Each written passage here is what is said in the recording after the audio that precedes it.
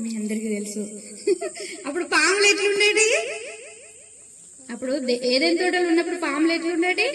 2 కాళ్ళు 2 చేతులు, వాటికి కూడా చెవులు మంచిగా ఉండే, మాట్లాడేటి. అవి కూడా మాట్లాడేటి అన్నట్టు.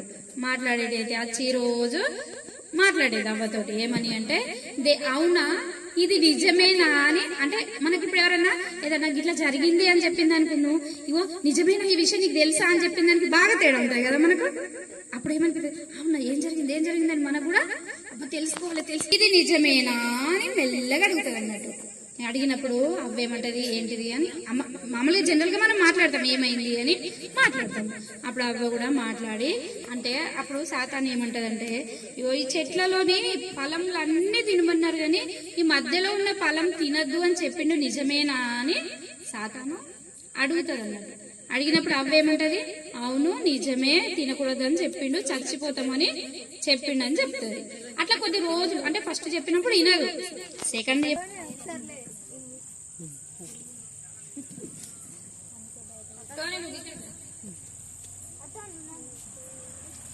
అక్కడ ఒకటి పేపర్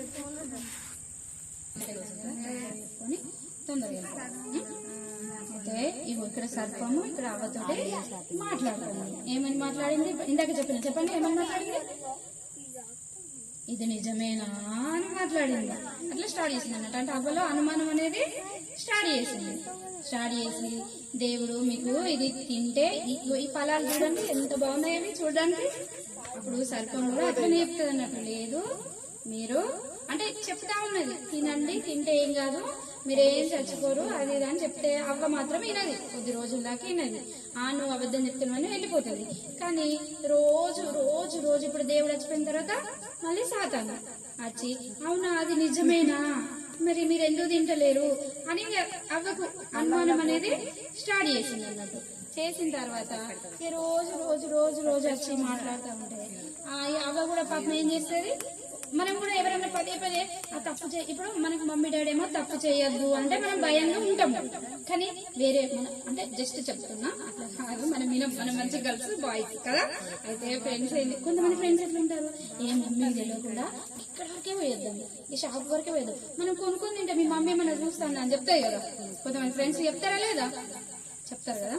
అట్లనే అవ్వ కూడా సాతాను చెప్పింది అన్నట్టు, ఏం కాదు తింటే మీరు చావరు, దేవదూతల వల్లే ఉంటారు, దేవుళ్ళ వల్లే ఉంటారు అని చెప్పి సైలెంట్ ఉంటారు. పురుగులు పడుతున్నాయి కదా అందరికి, టక్కడక్క మీరు ఆన్సర్ ఇస్తే టక్కడక్క అయిపోతుందండి.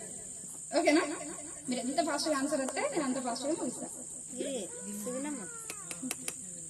మీరు బంధించండి ఏసయ్య, మా నుండి దూరపరచండి ఏసయ్య, మాకు మంచిగా నీ కథ నేర్చుకోవాలి కదా ఏసయ్య అని ప్రతి ఒక్కరు చేద్దాం ఆ ప్రార్థన.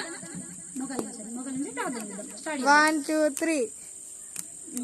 ఇప్పుడు చేయండి. ఏసయ్య మమ్మల్ని స్టోరీ నేర్చుకోకుండా చేసిన ఈ పురుగులను మీరు బంధించండి ఏసయ్య, సాతాన్ని దూరపరచండి ఏసయ్య, మా ఆలోచన మా జ్ఞానము కాదన్న తండ్రి. ఈయన ఆ పండును తిన్నమని అప్పుడు ఆమెకి ఏమైంది? పండు ఇప్పుడు సాతాను తినమన్నది, తిన్న వల్ల ఏమైంది? ఆమెకి భయమైంది ఫస్ట్.